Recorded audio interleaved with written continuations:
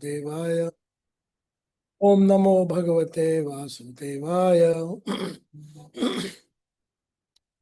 नारायणं नमस्कृत्य नरं चैव नरोत्तमं देवीं सरस्वतीं व्यासं ततो जयमुदीरयेत्। शृणोतां स्वकथा कृष्ण पुण्यश्रवणकीर्तनं हृदयन्तस्थो भद्राणि विदुनोति सुहृत्सतां नष्टप्रायेषु भद्रेषु नित्यं भागवत सेवया भगवते उत्तमश्लोके भक्तिर्भवति नैष्ठिकी. So welcome everybody. Canto 3 chapter 5 text number 30 to 38. So let's see how this goes. Aham tatva vikurvanan मनोवैकारिकादद्भुत वैकारिकाश्च च देवा अर्थाभिव्यञ्जनं यतः.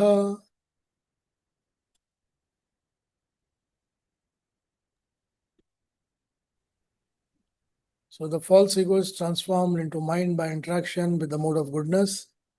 All the demigods who control the phenomenal world are products of the same principle, namely interaction of false ego and mode of goodness.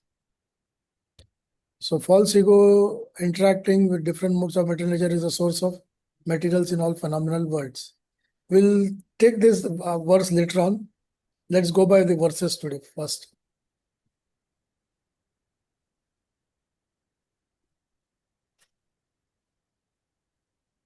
Taijasandendriyanyaneva jnana-karma mayani cha. Can you read the translation? Yes, Prabhu.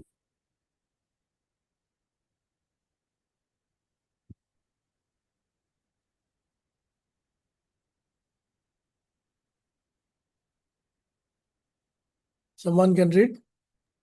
Sushil Prabhu, are you reading? Yes.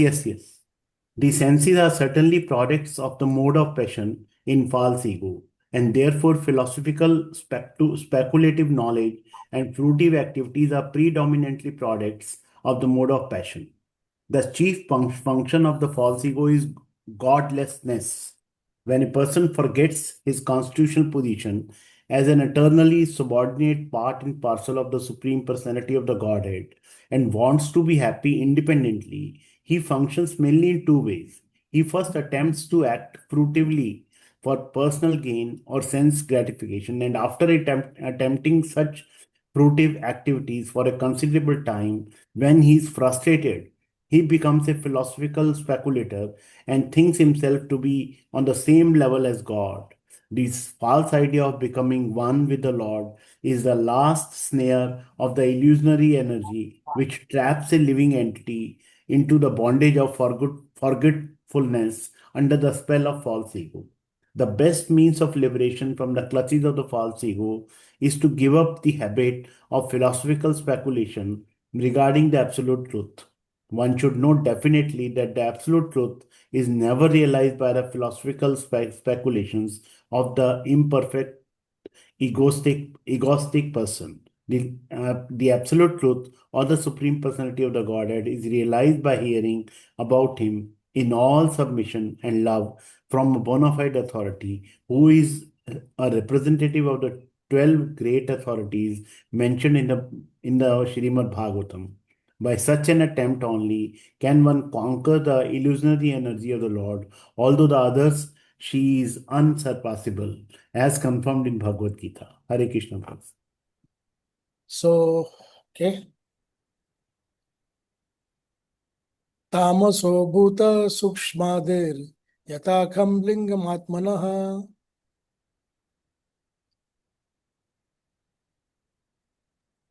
Hare Krishna. Translation.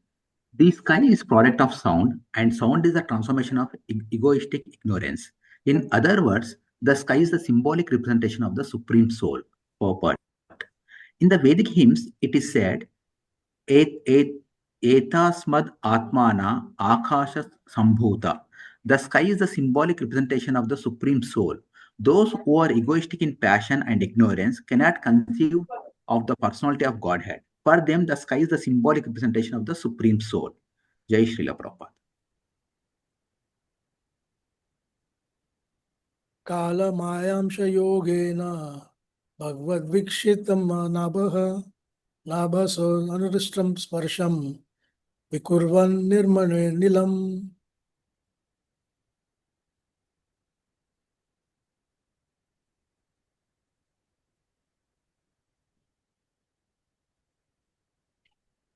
Thereafter, the personality of the Godhead glanced over the sky, partly mixed with eternal time and external energy, and thus developed in the touch sensation, from which the air in the sky was produced.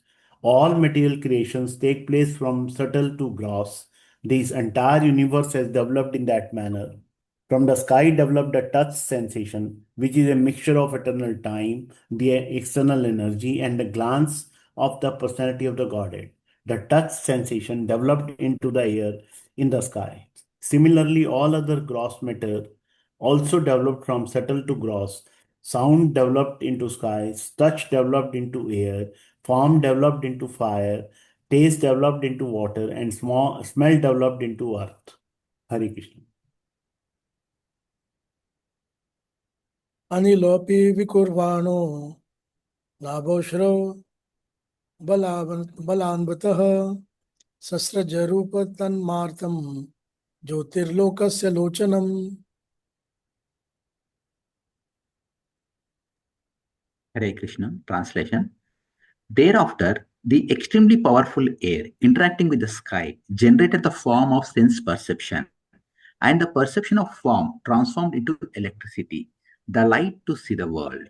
Jai Srila Prabhupada. Pretty interesting, huh? अनिलेनावितं ज्योतिर्विकुर्वत् परवीक्षतम् आधातम्भोरसमयं कालमायांश योगतः. When electricity was surcharged in the air and was glanced over by the Supreme, at that time, by a mixture of eternal time and external energy, there occurred the creation of water and taste.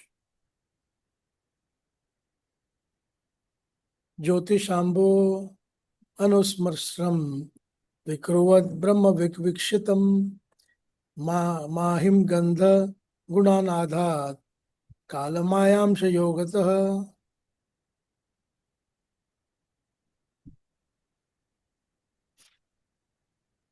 Anybody wants to read, please?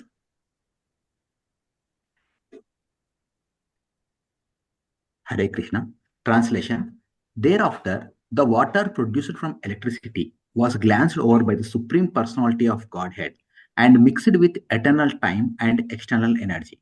Thus, it was transformed into earth, which is qualified primarily by smell. Purport. From the descriptions of the physical elements in the above verses, it is clear that in all stages the glance of the Supreme is needed with the other additions and alterations. In every transformation, the last finishing touch is the glance of the Lord, who acts as painter does when he mixes different colors to transform them into a particular color. When one element mixes with another, the number of its qualities increases. For example, the sky is the cause of air. The sky has only one quality, namely sound, but by the interaction of the sky with the glance of the Lord, mixed with eternal time and the external nature, the air is produced, which has two qualities, sound and touch. Similarly, after the air is created, the interaction of sky and air, touched by time, the external energy of the Lord produces electricity. Next, the interaction of electricity with air and sky mixed with time, the external energy, and the Lord's glance over them produces water. In the final stage of sky, there is one quality named sound. In the air, two qualities, sound and touch. In the electricity, three qualities, namely sound, touch, and form. In the water, four qualities, sound, touch, form, and taste. In the last stage of physical development, the result is earth, which has all five qualities: sound, touch, form, taste, and smell. Although they are different mixtures of different materials, such mixtures do not take place automatically. Just as a mixture of colors does not take place automatically without the touch of the living painter. The automatic system is factually activated by the glancing touch of the Lord. Living consciousness is the final word in all physical changes. This fact is mentioned in the Bhagavad Gita 9.10 as follows. Maya dakshena prakriti suyate sa characharam hetunanena kaunteya jagat vaiparivartate. The conclusion is that the physical elements may work very wonderfully to the layman's eyes, but their workings actually take place under the supervision of the Lord. Those who can mark only the changes of the physical elements and cannot perceive the hidden hands of the Lord beyond them are certainly less intelligent persons, although they may be advertised as great material scientists. Jai Srila Prabhupada. भूतानां नभ आदीनां यद्यद्भव्यावरावरं तेषां पराणु समग्राद यथा सांख्यं गुणा विदुः. O gentle one, of all the physical elements, beginning from the sky down to the earth, all the inferior and superior qualities are due only to the final touch of the glance of the Supreme Personality of the Godhead. एते देवा कला विष्णोः कालमायां च लिङ्गः नानावात्स्व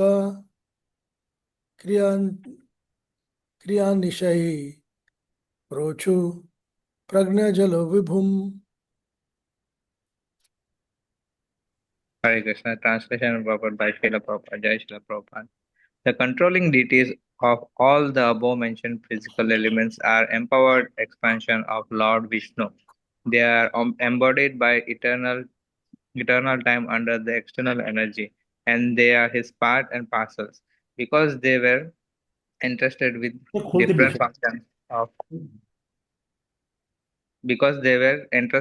different functions of universal duties and were unable to perform them. They offered fascinating prayers to the Lord as follows.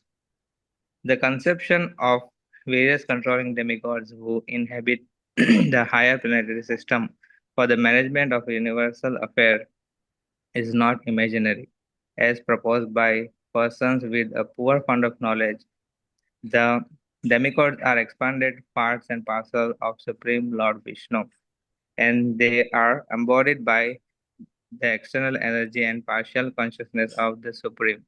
Human beings, animals, birds, etc., are also parts and parcel of the Lord and have different material bodies, but they are not controlling deities of material affairs.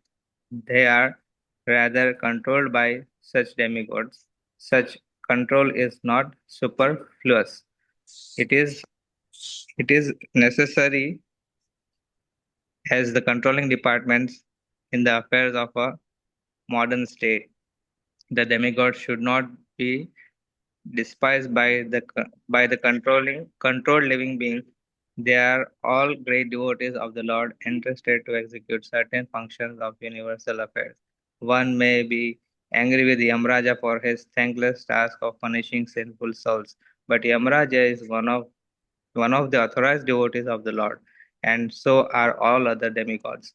A devotee of the Lord is never controlled by such deputed demigods who function as assistant of the Lord, but he shows them all respect on account of responsible position to which they have been appointed by the Lord. At the same time, a devotee of the Lord does not foolishly mistake them to be the Supreme Lord. Only foolish person accept the demigods as being on the same level as Vishnu. Actually, they are all appointed as servants of Vishnu. Anyone who places the Lord and demigods on the same level is called Pashandi or atheist. The demigods are worshipped by persons who are more or less adherents of the process of jnana, yoga, and karma. In example, the impersonalists, meditators, and fruity workers. The devotees, however, worship only the Supreme Lord Vishnu. This worship is not for any material benefit, as desired by all the materialists. Even even up to the salvationists, mystic, and fruity workers. Devotees worship the Supreme Lord to attain unalloyed devotion to the Lord. The Lord, however, is not worshipped by others who have no program for attaining love of God, which is an essential aim of human life. Persons averse to a loving relationship with God are more or less condemned by their own actions.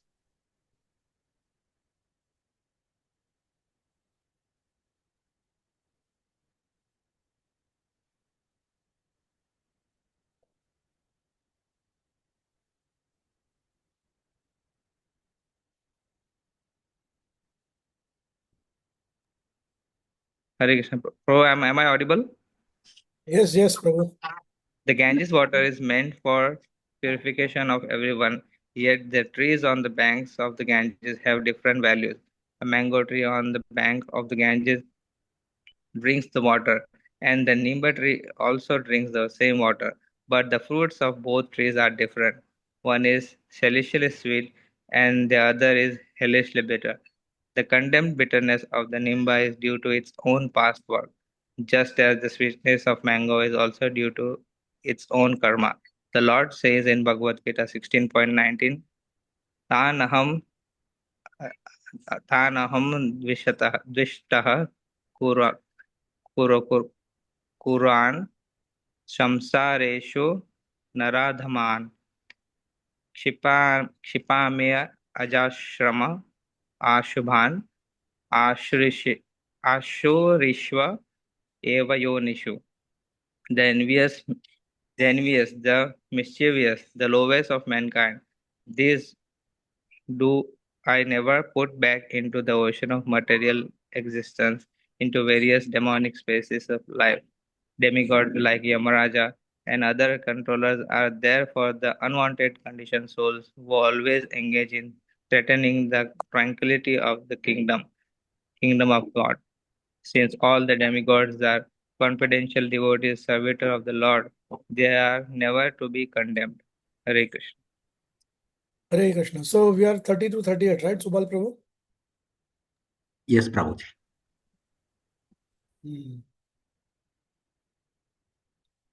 So we'll start with the last purport, which was the topmost and the most lengthiest of all. It says, Etad Deva Kala Vishnu. Kalamayam cha lingahi. Nanavrat swa kriyana nishahi. Prochuhu pragnajalo vibhum.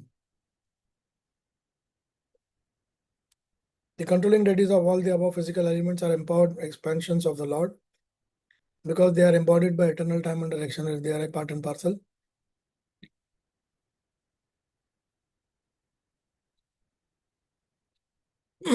So now, in this purport, there are different demigods for different personalities and different activities. And they all were empowered, including Brahma, that each one has a specific duty to perform. And here it is clearly mentioned that they are his part and parcels. So we are also the part and parcel of the Lord. They are also the part and parcel of the Lord. But there is a difference. They have been given different functional affairs of the universal duties, but which they are unable to perform. So now we'll just go down the purport. Yeah. So if you ask me what is the difference between Devta and human, what would be the answer?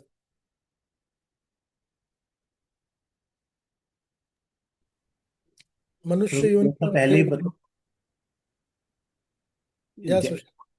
जैसा पहले बताया गया है कि देवताओं में sorry mode of goodness रहता है, तो इसलिए वो लोग भगवान के करीब रहते, मतलब ऐसा समझ में आता है. Yeah. And Devtas are empowered with some controlling departments. We are controlled. It's like, he's like a manager of a department, and we are all the employees working there, and he's taking charge of everything in the life. Something like that on a loose level. So, like the government has many departments, Krishna also has multi-departments over here. And each of these departments are having a certain job. So most difficult department is judiciary and police, because nobody likes to be a friend of the police. Same here, nobody likes to be a friend of Yamraj, but then we have to understand that Yamraj is doing a thankless job. But Yamraj is one of the authorized devotees, 12 Mahajanas में से एक है.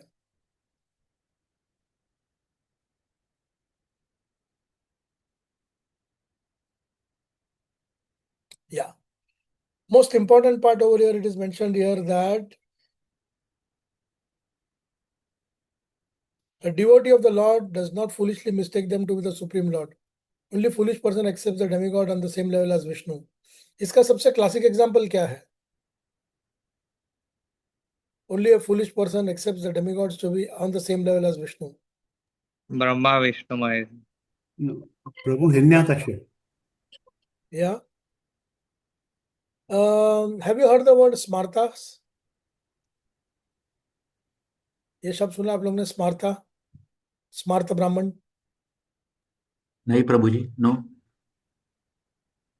Smarta Brahmins are very much there across India, and they believe in Panchopasana. Panchopasana means there are 5 personalities whom they worship together: Vishnu, Shiv, Durga, Ganesh, and Surya Narayan. For them, the Lord is divided into 5, and they do the Upasana. So, in that case, the acceptance of demigod on the same level as Vishnu comes over there. And Prabhupada mentions that only foolish person accepts the demigods on the same level of Vishnu. Because there they say 1 out of 5. Something Vishnu has to do, so they'll pray to Vishnu. Something Shiva has to do, they'll pray to Shiva. Whereas devotees, they normally pray to Krishna only for everything. Akama sarva kamova. And down he says that anyone who places the lords and the demi on the same level, they are called Pashandi or atheists. So these are those atheists who believe that everyone is same, all are equal, and anyone you pray, everything is fine. Just go down to the next paragraph. Yeah, that's okay. So the demigods are worshipped by the person who are more or less adherent to the process of jnana, yoga, and karma, impersonal meditators and fruitful workers. The devotees, however, worship on the Supreme Lord Vishnu. This worship is not for material benefit. Yeah.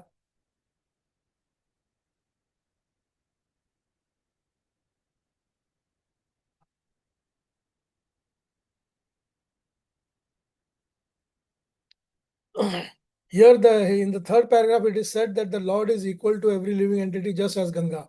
So that beautiful verse is Samoham Sarva Bhuteshu Name Dveshu Astina Priya. It is 934. Ye bhajante tu mam bhaktya maite teshu chapyaham. Sorry, 931 it is. Krishna says, I am equal to all. But someone who is my devotee, I be in him and he be in me. It is the same way when it rains, the rain goes everywhere. In the field also and in the desert also. But in the desert, nothing comes up. In the field, everything comes very nice. So it depends upon your pravritti. And in demigod's case, I would like to tell you one more thing.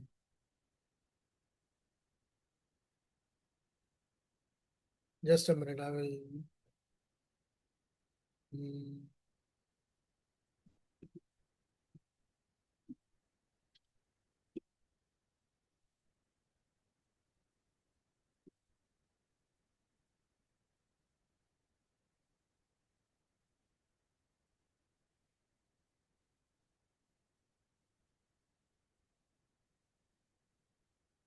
I'll share one screen.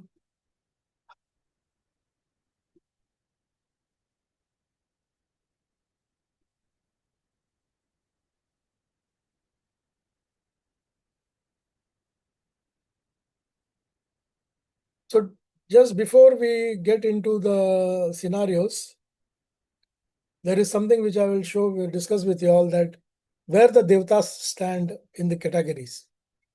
So this is basically from Tattva Sandarbha given by Srila Jiva Goswami. Madhvacharya had abundantly propagated that certain uncommon scriptural doctrine in his writing.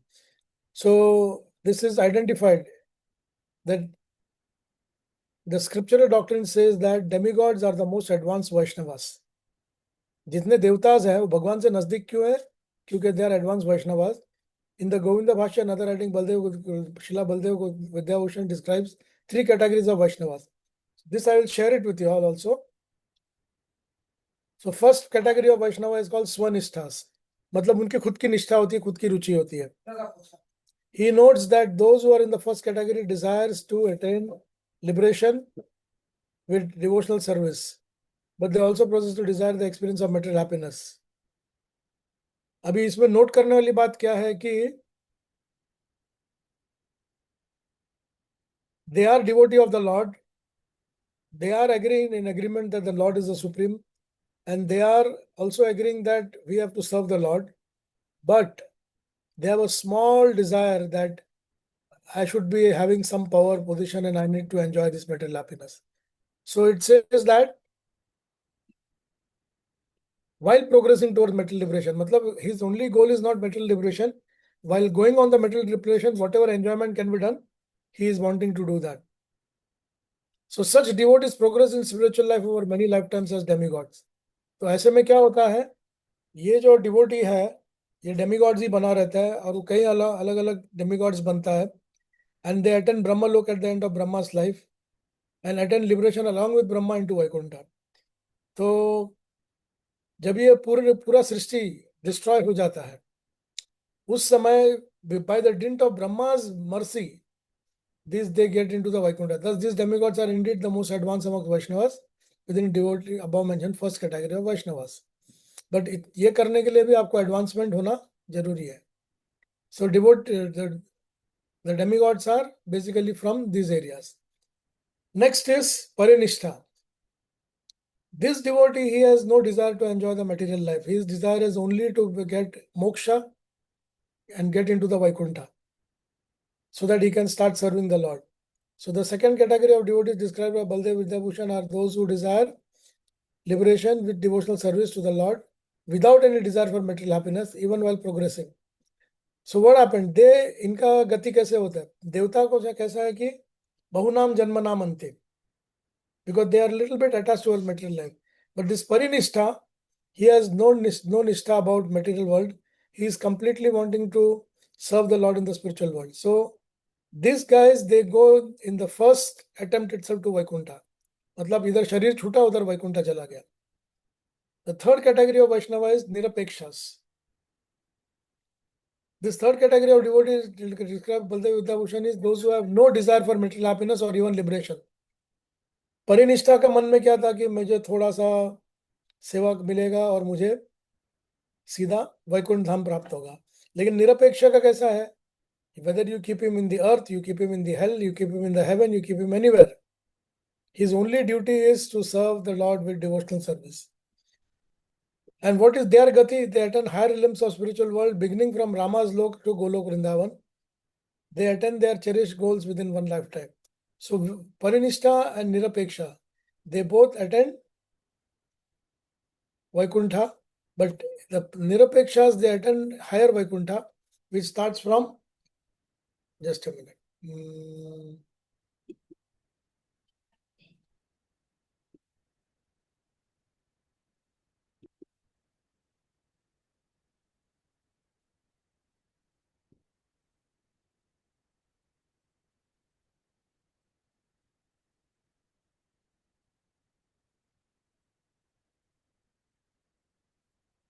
I find this interesting actually.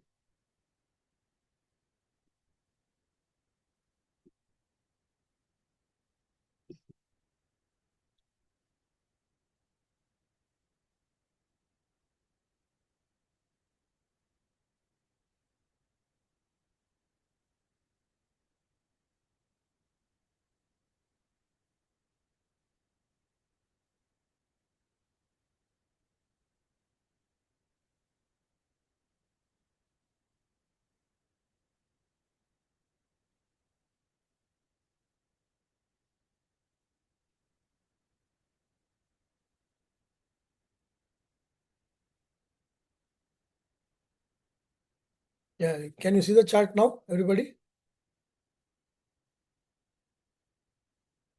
Yes, Prabhu. So basically the Swanishthas are over here. Swargalok, the abode of demigod. And they are here for many, many lifetimes, not only one lifetime. Because they have the tinge of doing some enjoyment in the material world and then go towards moksha. So ऐसा करते करते they reach Brahmalok. Once they reach Brahmalok, when the entire creation is dissolved, Brahma, by the dint of his tapasya, moves to the Vaikuntha. Here. So उनके साथ और देवताओं को भी एक मौका मिलता है ऊपर जाने का. So they have to do it many, many janmas.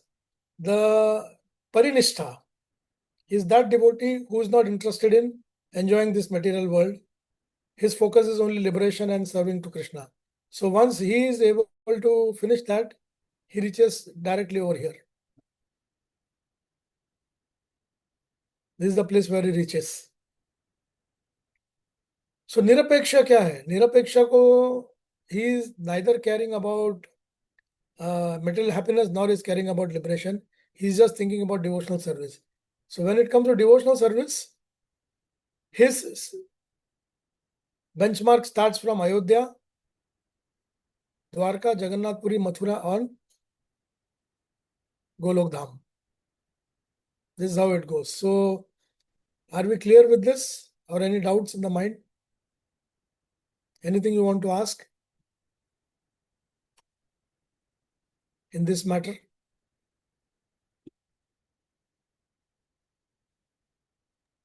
Hare Krishna, Prabhu. Pranam Mataji. प्रणाम प्रभु.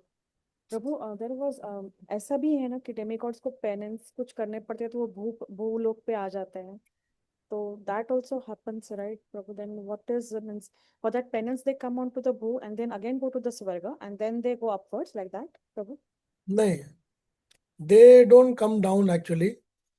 They are there only in the positions, whatever they are holding it.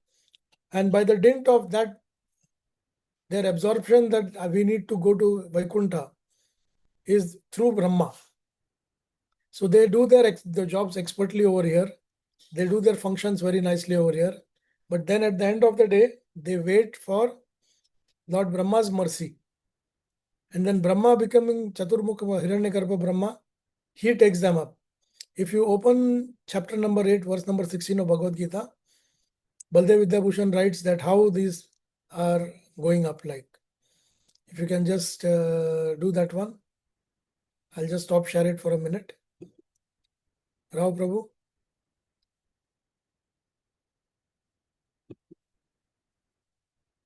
You can share, just go to Bhagavad Gita, chapter 8, verse 16.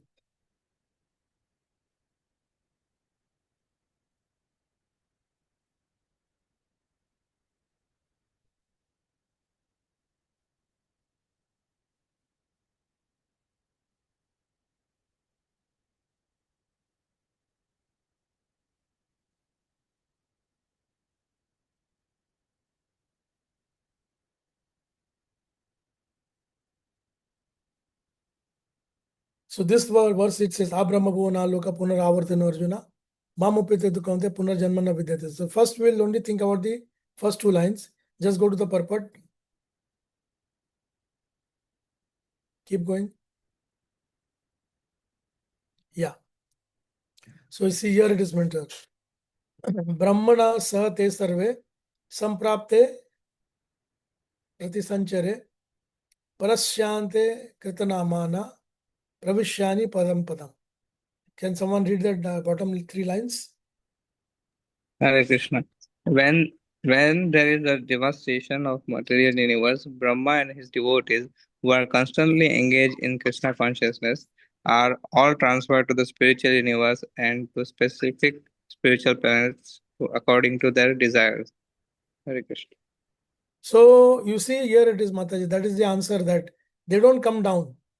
But yes, they can come down when they desire to become a pure devotee. So that point of time, like we say, the devotees should always do Garbhadan Samskar properly so that the pure soul of the Lord can enter the womb and then start his devotional practice. So that is the second aspect of it. But most of the cases, this is what happens. that they are transferred to the spiritual universe, to the specific spiritual planet according to their desire. Like now, for example, Indra Dev is there. So Indra Dev kahan jayega? Just take a call. Where will Indra Dev to go in the material spiritual sky? You will also go to Brahmalok only now, Prabhuji. Now, after going to Brahmalok, then they are transferred to the spiritual universes, no? According to their Mhm. desire. So what is Indra's desire? In whose lok he will go?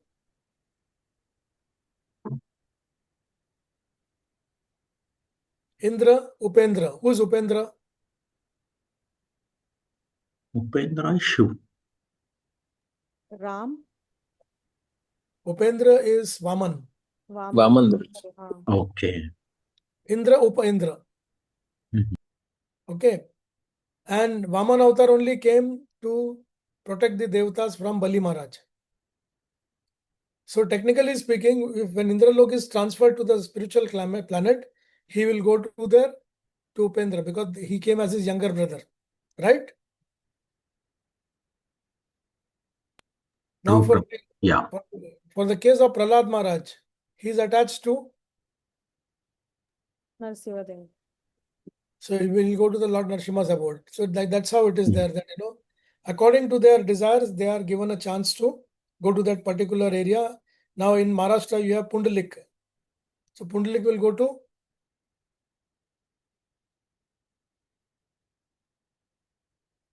which place? Pundalik will go to which place?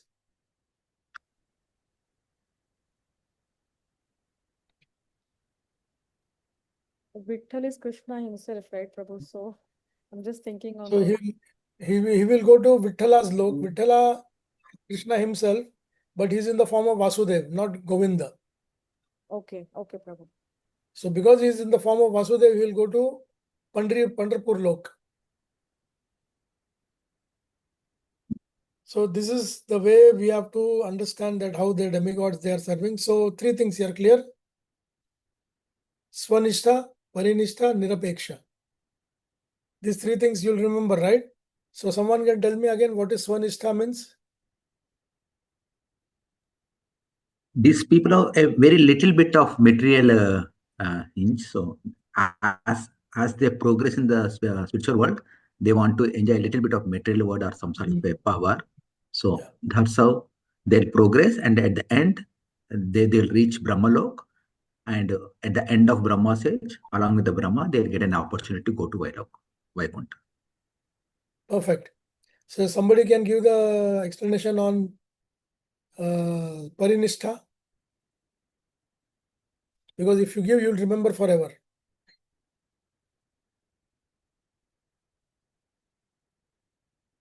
Yeah, Parinishta.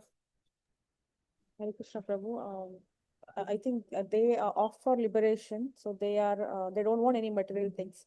So they Yeah. will go towards the Vaikuntha planets, but the lower ones, not the higher ones. Yeah, that's right. And the Nirapeksha? Someone can explain Nirapeksha? They don't bother about any loka, but they want the devotional service of the God. Absolutely. And within one single lifetime, they'll able to reach Vaikuntha. Higher planets.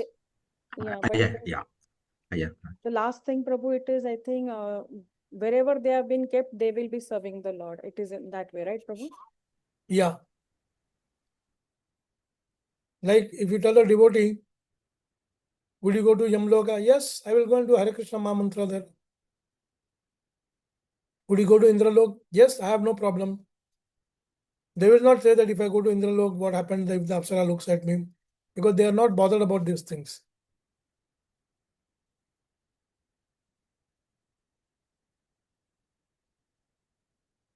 So you can come back to the main verse, Prabhu, about chapter 5, Canto 3, chapter 5. प्रभु इन तीनों का जरा definition एक बार भिजवा दीजिएगा ना please. I'll send it to Subal Prabhu. Yeah. हरे कृष्णा प्रभु जी, दंडवत प्रणाम. Pranam Prabhu. प्रभु जी, पंढरपुर लोका भी है क्या स्पिरिचुअल प्लैनेट में? Yeah. Okay, Every dham that you see on the earth, Prabhu, it is there in the spiritual sky. Okay, okay. This is new information. Thank you very much, Prabhu. See, for just a minute, for Vittala, as I told you, Vittala is an expansion of Narayana, but in the mood of Dwarkadish. Yes. What happens in the Pandharpur Mahatmya is when Kali Maharaj comes to his father Brahma and says that this is what the conversation is. I'm going to take up the material world now. My time starts now. So there was a counter person also required so that people can go under the shelter of the Lord. Mhm. So the Lord had 16,108 wives. Only 2 remained back, Rukmini and Satyabhama. Mhm.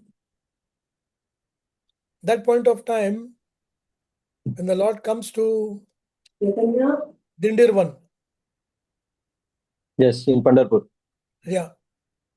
So when it comes to Dindirvan, so there Rukmini is left the house and come to Dindirvan because Krishna was thinking about Radha and Rukmini was very upset. She said, throughout the time we have only have one special personality, that is Radha, and nobody else. Mhm. तो रुक्मिणी जी को मनाने के लिए भगवान उधर जाते हैं, दिंडीर one में जाते हैं और उनको मना के फिर पुंडलिक के घर लेके चलते हैं. Right. So that point of time, you have been to Chandrabhaga, Prabhu? In Yes, Pandharpur? Prabhu ji. तो जब चंद्रभागा का जो सैंड होता है उसको वालवंटा बोलते हैं ना, सैंड को. Yes. Uh-huh. There is a Pundarika's temple. Yeah. So have you heard one song, Raitsa Vallabha, it says like that. Yes, yes. Who is this Rai, you know? No, Prabhu. Rai is Radha. Acha, acha. Uh-huh. And in Bengali also you say Rayu Kenu. Rayu is Radha, Kenu is Krishna. Uh-huh. Got it? Yes, yes. So वो बोलते हैं पंढरपूरच्या वाळवंटात जर तुम्ही गेला तर तुम्हाला भक्ती प्रदान होते. When you go to the sand of Chandrabhaga Mhm. and when you walk over there and when you put the sand on top, Hmm. you get bhakti. Why?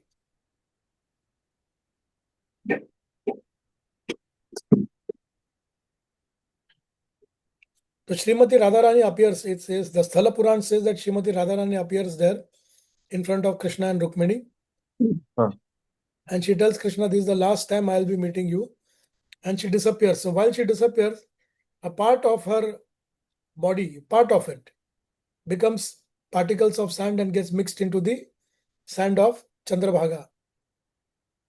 Okay. And Radharani is the epitome of bhakti. Mhm. So that is the reason when you go to the Valvanta and when you walk there, you are surcharged with bhakti. And that is a fact also. You can see that. Mhm. People get surcharged when they take bath in Chandrabhaga and when they walk on the banks of Chandrabhaga, they get surcharged. So one has to take a sand on the head, Prabhu? Even if you walk over there, that's enough because that is allowable. Yes, yes.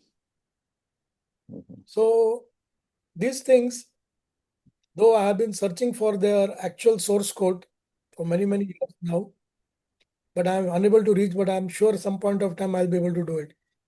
But the normal, like you don't know what is the meaning of the Sthala Puran. Sthala Puran means that point of location, the Puranic Kathas are there by the folklores, which is almost acceptable, except for a few philosophical things. The historical part is correct. The philosophical understanding can be sometimes differ depending upon what sampradaya is running there and what people are understanding. Mhm.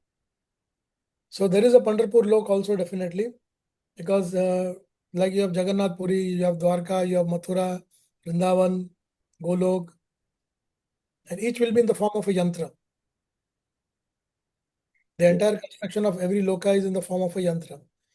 That's the reason our Goloka chart also we make it as a yantra. Mhm. So in a Anything? Goloka chart, Prabhu ji, this Pandharpur Dham is mentioned? No, because there are so many dhams are there, Prabhu. सब बताने के लिए जगह नहीं है. Yes, sir. Okay, But okay. like say for example, but we have just given you Vaikuntha. Mhm. Like for example, you have Varahamurti. So there will be a Varaha Loka over there. Uh-huh. There will be Kurma Loka over there. Matsya Lok will be there. Kalki Lok will be there. Buddha Lok will be there. Krishna Lok will be there. Rama. In Vaikuntha, all the lokas are there, but exclusive to Vaikuntha are 4 of them. That is Ayodhya, Dwarka, Jagannath Puri, Mathura, and Golok Dham. Mhm. The reflection of this is there in the Vaikuntha also, Prabhu, of all these 4 dhams. Yes. But it completely manifests separately when the Supreme Lord is personally over there. So you will have a Pandharpur Dham also same way, Prabhu. Okay. Thank you very much, Prabhu, for the explanation. Great. Thank you, Prabhu. Because I know back in Maharashtra, we are all very attached to Pandrinath. It's yeah, Yes. yeah, Yes. Yes. no doubt about it. Like, like if somebody is from Andhra, Telangana, Tirupati Balaji becomes their automatic personality. Tamil Nadu, mostly it is to do with Shiranga Swami, Ranganath Yes. Swami. Yeah. Orissa is Jagannath Puri. Jagannath. Vrindavan, of course, has so many areas. Hmm? So before coming to ISKCON, also we used to visit Pandharpur always. My family members and myself also. But Hmm. now the bhava of visiting Pandharpur has been changed after coming to ISKCON. Hmm. Yes. No, there is a beautiful place called Bhadrachalam also in Andhra, Yeah. where Lord Ramachandra did his lots of leelas over there on the banks of river Godavari. It's an amazing place. Like you will just fall in love with the place. The prasadam, the ambience, the bath in Godavari. Right, Rao sir? Yes, Prabhuji. Wonderful place. It's a wonderful True. place. Actually, we should explore these places. We Yeah. had been to Bhadrachalam and from there then we went ahead also. So Lord Rama's beautiful pastimes are there. And there is a devotee by the name of Ramdas over there. Mm. So that is called a partial Ayodhya also. The manifestation of Ayodhya is there in Bhadrachalam. And the deities are also around 3.5 feet height. Yeah. And the deities, the devotees are very, very nice. They bring you into the Garbhagriha and do the puja of the Lord. You can sit right in front of the Lord. 3 feet distance you can sit. Like the beauty of Pandharpur Dham is you can go and do Alingan to the Lord, lotus feet. Oh, okay. Yeah. But Amrit Madhav, they're still allowing it now also? Yes, Prabhu. We also did recently, Prabhu. Subal they're allowing, because I thought that बीच में शायद उन लोग ने बंद कर दिया था बोल के. भाई कोविड के टाइम शायद ये किया रहेगा, but we went Possible. that and we were able to do it. Mhm. Wow, nice. Probably the only deity where you are allowed to touch the Lord. Yes, directly. yes, yes. True, Prabhuji. Never heard. That's right. And if you go to Srirangapatnam, which is on between Mysore and Bangalore, which looks also like Ranganatha Swami, there they allow you to personal offering to the lotus feet of the Lord. Like when I had been there, I gave my japamala. They took the japamala, they put it on the big toe of the Lord, and then removed it and gave it back. Okay. So, like that, many things are there in this material world also, which can spiritualize our journey back home, back to Godhead.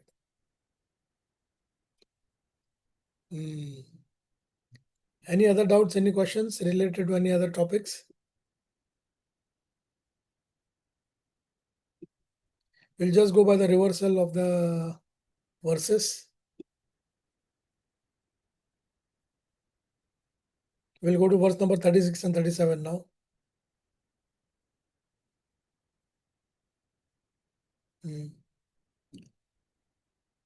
So you see this production of this things, They are so unique.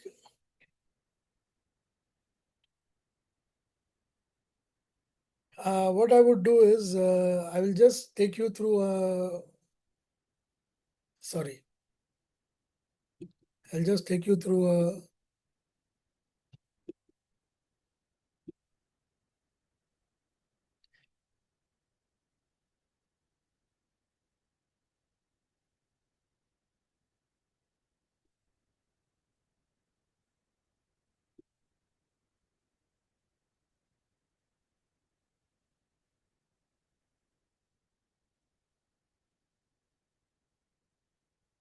so I will just take you through the reversal of the creation.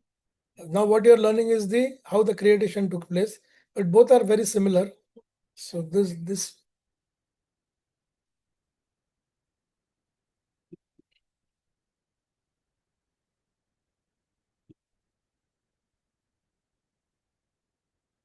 so in the reverse, what happens is fire seizes the taste from the element water, which is deprived of its unique quality taste. So air seizes the inherent from the fire element, ether seizes the quality of the air, and air enters into the ether. So it is the same way the connectivity starts. From the false ego, the sound comes. That is what we read in number 30. From the sound comes air. From the air comes fire. From the fire comes water. And from the water comes earth. And we also read that there is a false ego which is giving all those things. Now, what happens over here is that false ego means it puts you into the perspective that you are the enjoyer.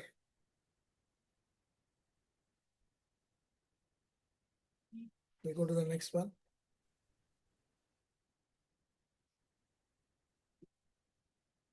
Bro, can you repeat false ego to sound to?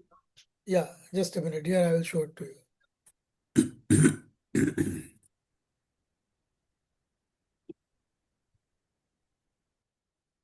Because we spoke about the demigods also. See this. False ego in the mode of passion takes hold of the senses, namely smell, taste, color, touch, and sound. Because senses are always in the mode of passion, right? And the false ego in the mode of goodness absorbs the demigods. And because of this false ego, the demigods want to enjoy that little bit of material enjoyment when they are on the progress of spirituality. Because they still feel that, the controlling deity is by the interaction with the mode of goodness, which is the mind of the sum total.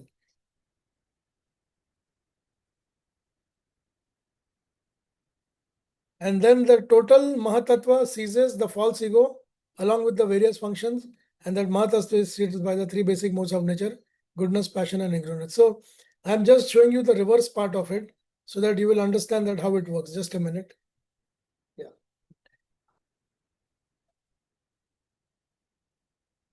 Just read this. Each one of you read one this.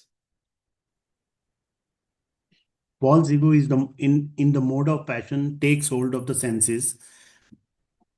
Sorry. ओहो, ये तो बहुत तेजी से जा रहा है भाई. Yeah. Sorry. Yeah, abhi. False ego in the mode of passion takes hold of the senses, namely smell, taste. I don't know what's happening.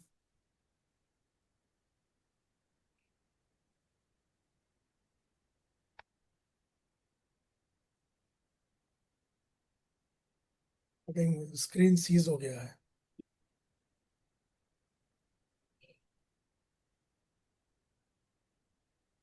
Yeah, now you can read it, Prabhu. Just a minute. Yeah, you can read now. False ego in the mode of passion takes hold of the senses, namely smell, taste, color, touch, and sound. And the false ego in the mode of goodness absorbs the demigods. So demigods are also taken up by here. Everything is got into a devastation now, annihilation. And this is how the subtle body is. You can see here ego, mind, intelligence, and soul. So the purple, red, orange, and yellow is there. And the blue is the gross. Okay. So the controlling deity is by the interaction of mode of goodness, which is the mind, the sum total. So basically the demigods, they are born out of the false ego, but in the mode of goodness. So false ego also has goodness, passion, and ignorance.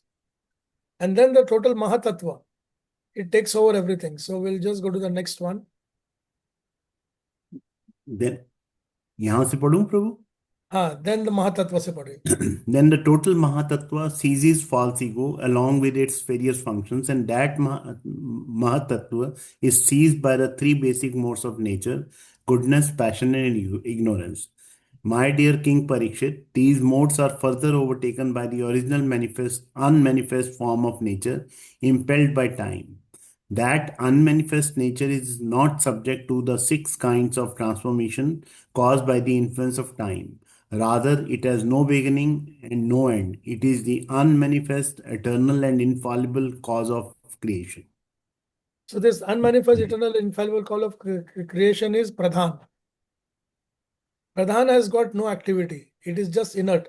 It's like, if I have to tell you in a simple way, the Matajis, they go to the bazaar, they buy the raw material, commodities, and hold it in the kitchen. Until she does not decide to remove the item and start making something out of it, it remains as it is. There is no changes in that. So that's how you can understand this. So it has no beginning, no end, or nothing. It just remains static, inert. Prabhuji, Pradhan and Brahman are same? Almost, you can say. But Brahman it does not have any tinge of material things. And Pradhan is just the beginning. But they're almost, that's the reason it is telling it has no beginning, no end. They're almost the same. But one is in the material platform, one is on a spiritual platform. That being the difference. Oh. So here it is, Binna Prakriti Rashtada. So ear, ether, sound, sense of hearing, skin, air, touch, sense of, actually that is sense of touch and hearing. So ether has got only one, sound. Air has got sense and touch and hearing. हवा सुनने में आता है, right? जब हवा चलती है तो सुनने में आता है ना? Eyes, fire, color, sense of hearing, touch and see. Tongue, taste, sound, touch, see and taste. Nose, earth, smell, sound of touch, see, taste and smell. So earth has got 5 elements, 5 things. Water has got 4, fire 3, air 2, and ether 1. This is what in the we were learning over there, that how one thing comes out of the other. So the sequence is ether, air, fire, water, earth. From ether comes air, from air comes fire, from fire comes water, from water comes earth. Is this clear?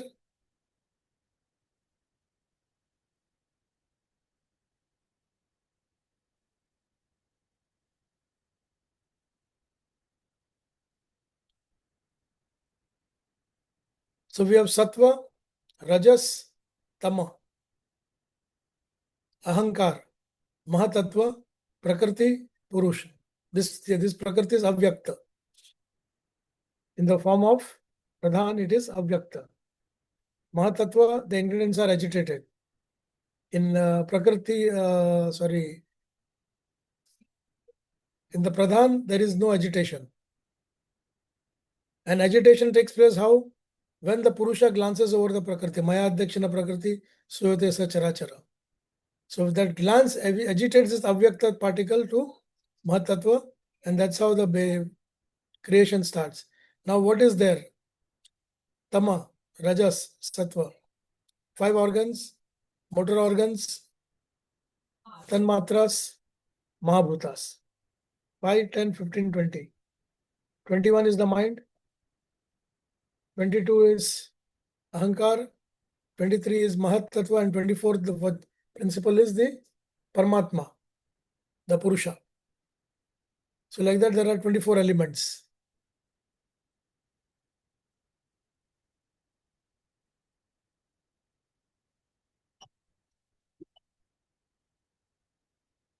The unmanifest stage, which we call of the material nature, is Pradhan, no expression, no mind, no manifestation.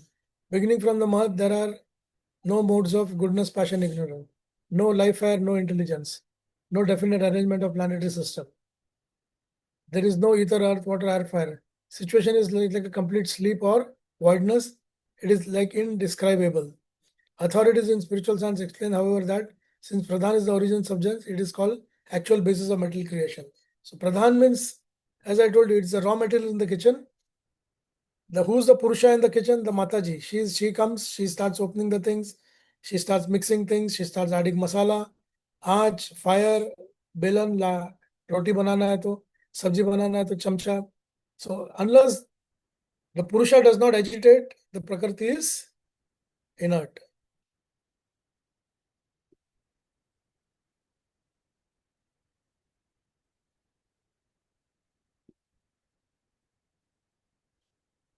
See here, Lord Vishnu explains about the Prakriti and Pradhan. 326:10. So someone can read this?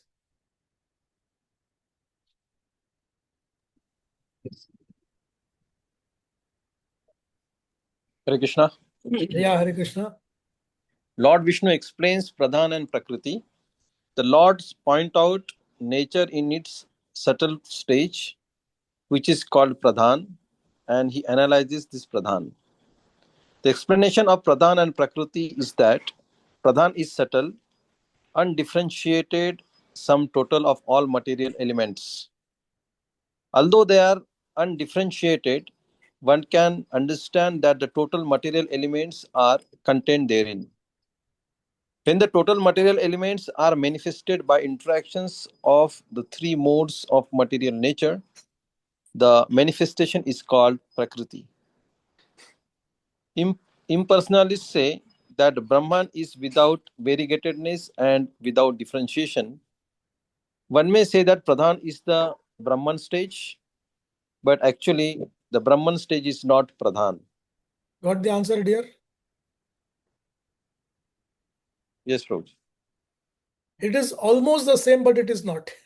It's like just like Shiva and Vishnu are almost the same, but one is on a spiritual platform completely, one is the mixture.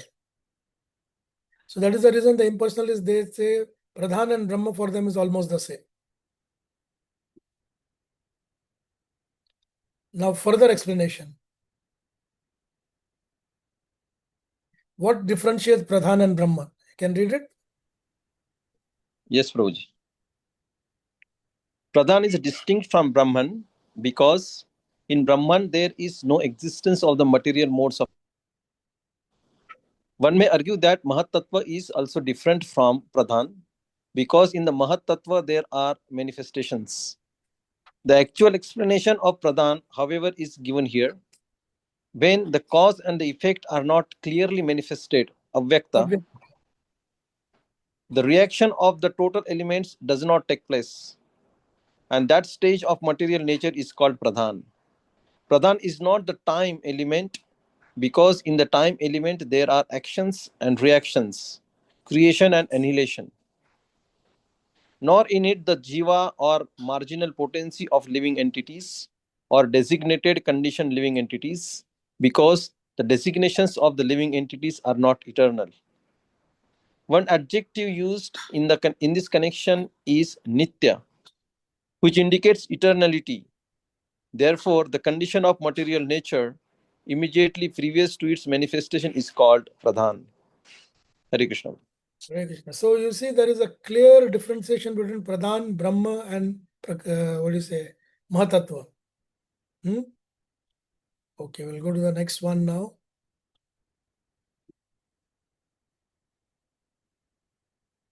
This I think we had done it last time.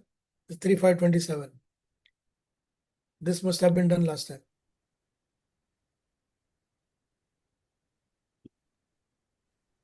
So in due course of time, the impregnated material energy was manifested as the total material ingredients.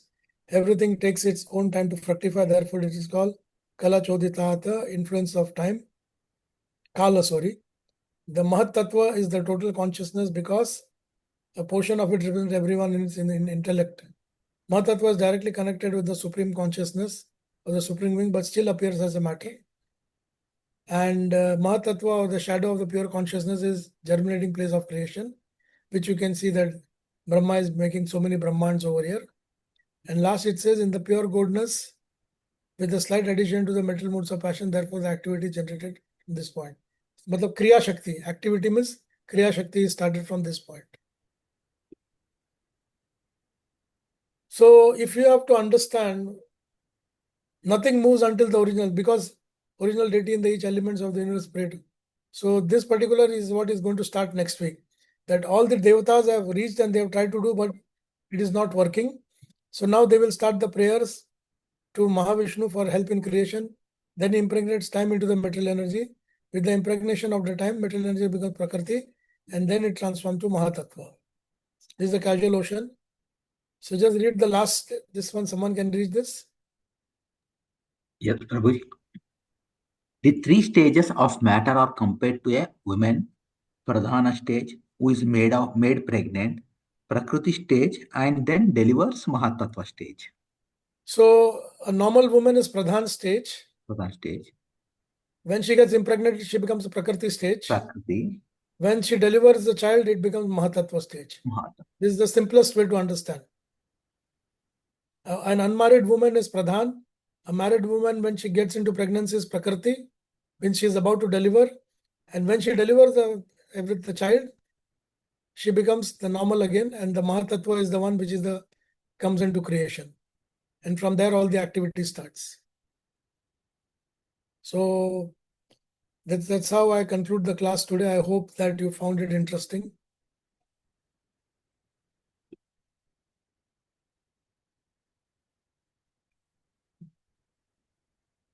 Any doubts, any questions, or somebody would like to share something? Yeah, this is nice, Prabhuji. Got it. Good understanding. Yeah.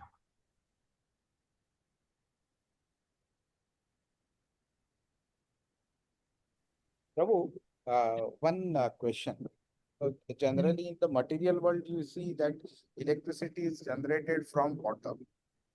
But Yeah. it is said that the combination of air and electricity produces water. It's the other way around.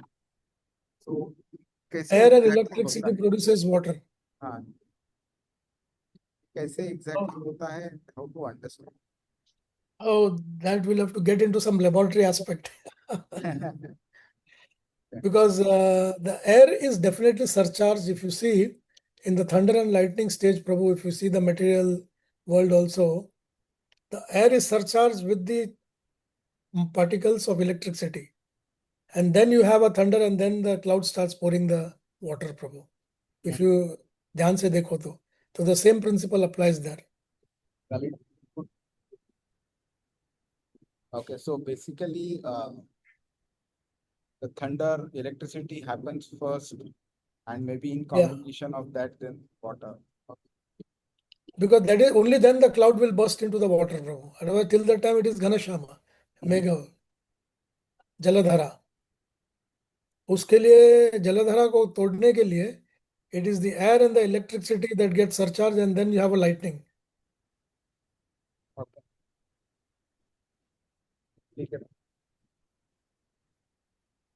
Thank you so much, Prabhu. As always, informative, wonderful class. Thank you so much. I will send you the Swanishta Parinishta meanings, dear. Okay. ठीक है?